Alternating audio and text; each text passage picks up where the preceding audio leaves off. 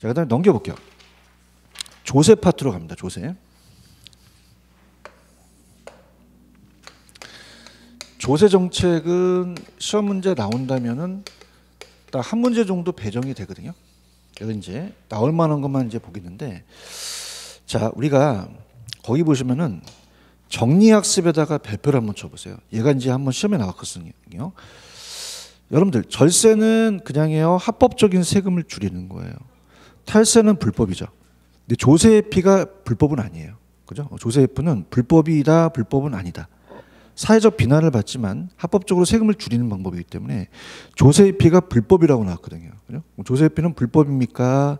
합법적입니까? 합법적이죠. 이렇게 해서 요거 한 번 나왔다는 거고, 그다음에 조세의 기능에다가 또 별표 쳐보세요. 조세의 기능은 가장 중요한 게 소득재 분배예요. 자, 세금은 없는 사람한테 걷어야 돼요? 있는 사람한테 걷어야 돼요? 없는 사람을 나눠주죠.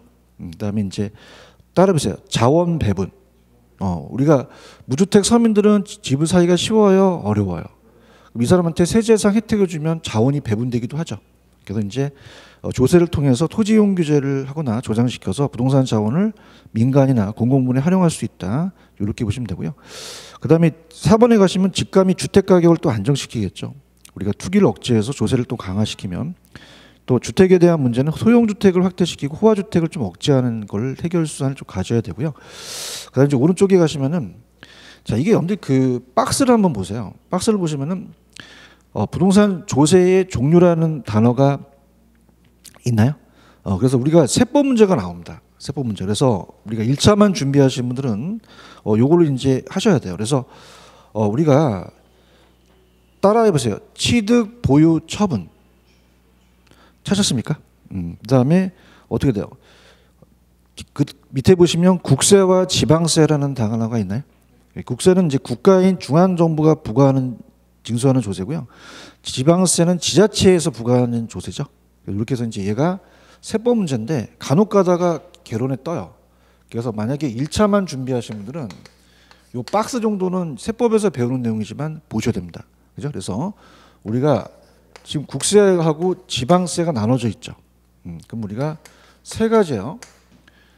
취득하고 보유하고 처분하죠. 그죠? 그럼 우리가 되게 쉬운 게 취득세는 언제 내죠? 취득할 때 내죠. 그래서 취득세는 지방세예요. 양도소득세는 언제 내요? 처분할 때 내죠. 이건 국세입니다. 양도소득세는 국세고, 그 다음에 이제 학교에서 잘 나오는 건 이제 국세의 취득세가 따라해보세요. 상속세, 증여세, 인지세라는 단어가 있나요? 요게 이제 국세고, 상속세, 증여세, 그 다음에 인지세, 요 세 가지가 취득이면서 국세예요. 자, 지방세는 요거 등록세라는 게 있죠. 등록세. 이 등록면허세라고 또 나올 수 있거든요. 등록면허세 이렇게 보시면 되고, 그래서 이제 우리가 상속세는 이제 누진세죠. 그죠? 취득세는 이제 비례세고, 근데 강력하게 이제 주장하는 게 요즘 보유세를 많이 때린다 그러죠. 그래서 요거 국세는 따로 종합부동산세, 그 다음에 요 지방세는 따로 재산세. 찾았습니까? 이렇게 요게 이제 잘 나와요. 특히 이제 종합부동산세는 어떻게 됩니까? 우리가 다주택자한테 누진세를 적용시키겠죠. 개인은 소득세 내고 법인은 법인세 내고 재산세인데 요 정도 가져가시면 돼요. 그죠? 근데 이제 가장 잘 뜨는 게 요즘 취재는 국세와 지방세를 물어보기 때문에 지방세는 세 가지예요. 자, 따라서 취득세, 등록면허세, 재산세. 요거는 국세예요, 지방세예요. 지방세죠. 그죠? 그래서 우리가 많은 걸 암기하시는 것보다 적은 쪽을 암기하시는 게 좋잖아요. 그죠? 그래서 이제 이렇게 합니다. 갑이라는 기자가 지방 가서 취재를 했어요. 그러면 따라해보세요. 지방 취재. 그래서 본사 가서 등록을 했어요. 이렇게 해보세요. 따라해보세요. 지방 취재 등록. 그럼 지방세는 취득세, 재산세, 등록면허세를 암기하시기 바랍니다. 그럼 국세는 많기 때문에 얘만 암기하시면은 거의 국세는 그냥 따라와요. 그죠? 그래서 이렇게 해서 이제 요 세 가지만 암기하시는데, 특히 1차 과목만 준비하시는 분은 잡으셔야 됩니다. 그죠? 그러니까 2차에서는 거의 뭐 이건 기본적인 거거든요. 근데 이제 1차만 준비하시는 분 가고, 그다음에 이제 학계론에서 많이 나오는 거는 밑에 보시면은 조세의 전가와 기착이라는 단어가 있나요? 별표 쳐보세요. 학계론에는 이론적인 게 나옵니다. 그래서 267페이지 가시면은 밑에 조세의 전가와 기착 찾으셨어요? 찾았나요? 여기가 이제 우리 학계론에서 나오거든요. 근데 보통 이제 얘네들이 세법 문제랑 이론하고 같이 또 물어봐요. 그래서 이제 학계론에서 나올 수 있는 게 이제 세법의 요 기본적인 거는 동영상 들으신 분들도 꼭 잡으시기 바랍니다. 그래서 요거는 그래서 제가 지금 잡아드리고 3, 4월 달에는 그냥 넘어갈 거예요. 그래서 요거는 이제 지금 끝내버리고 그다음에 조세의 전가와 기착으로 이제 갈게요. 자, 여기가 이제 핵심적인 부분입니다. 조세의 전가는 뭐고 전가와 기착은 뭐냐 이렇게 이제 우리가 공부를 해야 되는데요. 자, 세금은 아까 있는 사람한테 걷죠. 그래서 우리가 우리 그 임대인이 소유자잖아요. 임대인이 주택의 소유자니까 얘한테 재산세를 부과시켜요. 그러면 어떻게 됩니까? 임대인이 가만히 있겠어요? 임대료를 올리겠어요? 그걸 따라서 조세의 전가, 연가 임차인한테. 자, 그렇게 되면은 들어갑니다. 얘가 공급자라면 얘가 수요자가 돼요. 자, 그러면 만약에 임대료가 1,000원이었으면 자 100원을 부과하게 되면 자 가만히 있나요? 임대료를 올리나요? 그러면 1,060원만큼 부담이 커졌죠. 그죠? 그럼 얘는 또 수요를 줄이고. 근데 이렇게 임대료를 올리는 거를 따라해보세요. 조세의 전가. 조세의 부가라 그래요? 전가라 그래요? 부가는 과세권자가 하는 거죠. 그래서 조세의 부가가 아니라 전가다. 이렇게 이제 보시면서 우리가 이제 60원만큼은 임차인이 부담하겠고요. 100원에서 60원 빼면 40원이죠. 얘가 부담한다. 그럼 얘에 대한 부담분도 이제 커지다 보니까 수입도 그만큼 낮아져요. 그럼 수요도 줄고 공급도 줄어서 결국은 가격만 오래가고 거래량은 주니까 안 좋아진다는 얘기죠. 그죠? 근데 이제 이게 귀착 문제가 누구한테 귀착하느냐가 탄력성에 따라 달라져요. 그죠? 탄력성에 따라. 그럼 만약에 선진국은 갑돌이가 살고 있는데 자 공공주택이 적겠어요? 선진국 좀 공공주택이 많겠어요? 그럼 선택의 폭이 좁아요? 넓어요? 대체제라는 거 기억나시죠? 그럼 대체제가 많으니까 수요자가 임차인이 따라서 탄력적이다. 유리해요. 그죠? 굉장히 예민하기 때문에 탄력적이 유리해가지고 조금만 부담시켜도 딴 데로 도망가잖아요. 그죠? 그래서 얘 조세 부담을 작게 합니다. 탄력적이면 조세 부담을 작게 하고. 근데 후진국 같은 경우는 주택이 많아요. 주택이 좀 부족해요. 갈 데가 없죠. 그죠? 없기 때문에 자 어때요? 탄력적이다, 비탄력적이다. 그럼 유리하겠어요? 불리하겠어요? 불리하죠. 대체제가 없으니까. 그래서 이제 굉장히 예민하지 둔하기 때문에 얘 조세 부담이 클 수밖에 없어요. 그죠? 나간다니까 안 잡으니까 다시 돌아와서 조세를 저한테 부담시켜 주세요. 그죠? 그럼 조세 부담이 작겠어요? 조세 부담이 크겠어요? 크죠? 그래서 이렇게. 그럼 아까 제가 얘기했지만 탄력적인 쪽은 조세 부담이 크다, 조세 부담이 작다. 비탄력 쪽은 크죠. 그래서 이걸 이제 제가 참새 시리즈로 한번 가볼게요. 전깃줄에 참새가 있어요. 얘는 참새고 얘는 사람인데 자 이렇게 해서 A 참새, B 참새 얘가 수요자 참새고 얘가 공급자 참새예요. 자 그럼 얘가 탄력적입니다. 아까 탄력적은 불리했어요? 탄력적은 유리했어요? 유리하고 비탄력 쪽은 유리합니까? 불리합니까? 불리하죠. 그래서 이제 조세를 부과시키는 건 정부잖아요. 제가 이제 사냥꾼이에요. 그죠? 그래서 탄화에 장착을 시켜서 쏘려고 하니까 탄력적은 그냥요 반응이 빨라요. 그럼 날아가는 속도가 빠르죠.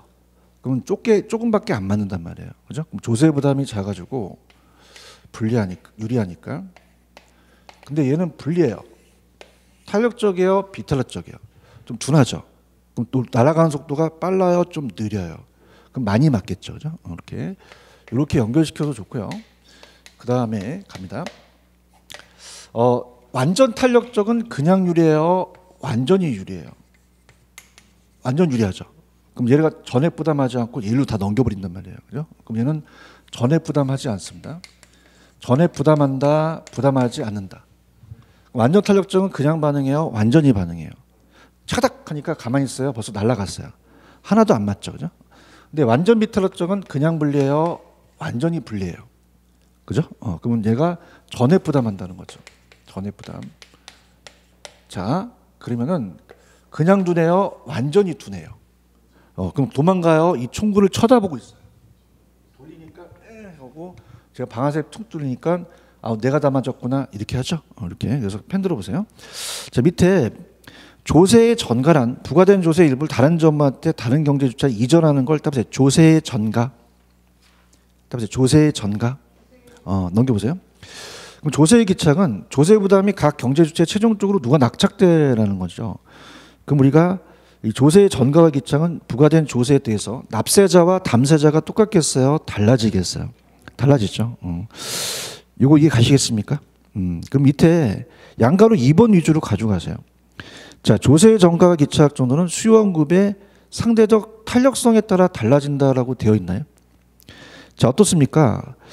수요 공급 모두 일정 부분 조세를 부담한다면 수요 공급 중 상대적으로 아까 비탄력적인 게 그냥 있어요? 분리했어요.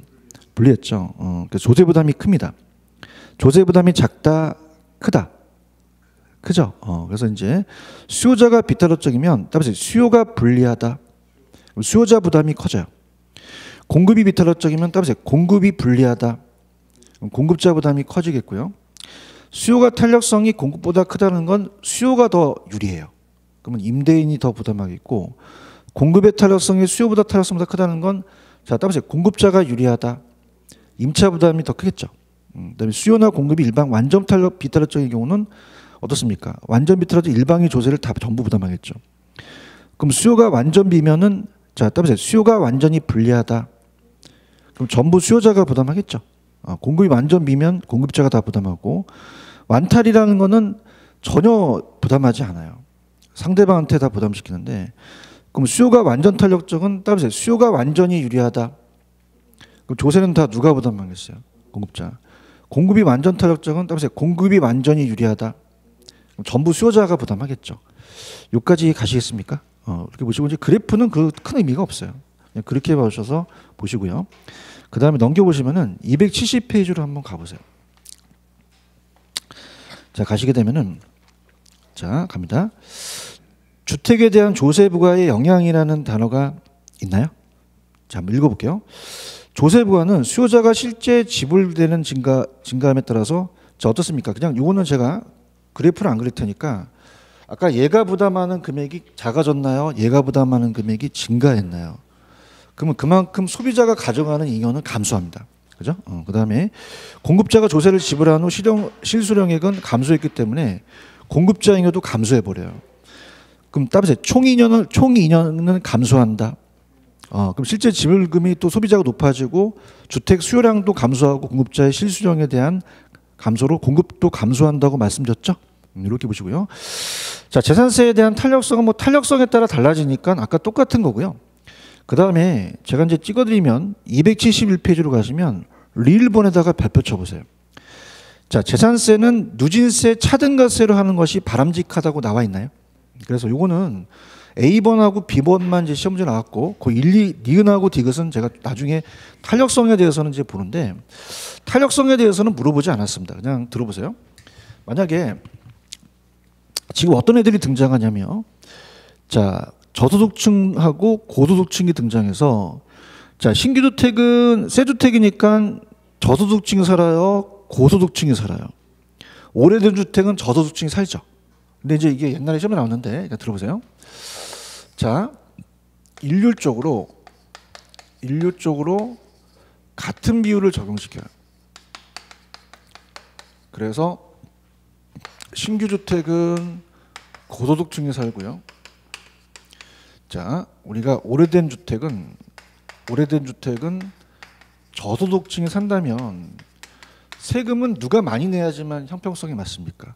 신규죠, 그죠? 근데 이제 같은 비율을 하게 되면 자, 따라해 보세요. 역진세는 반대 현상이 나타나는 거예요, 그죠? 근데 이제 요거는 탄력성에 따라서 나중에 설명할 텐데 그 위에는 탄력성은 아직 시험에 안 나왔거든요, 그죠? 그래서 그건 왜 그러냐는 건 나중에 할 텐데 그 역진세는 얘가 조세 부담이 작아지고 얘가 커져요. 그럼 따라서 반대다.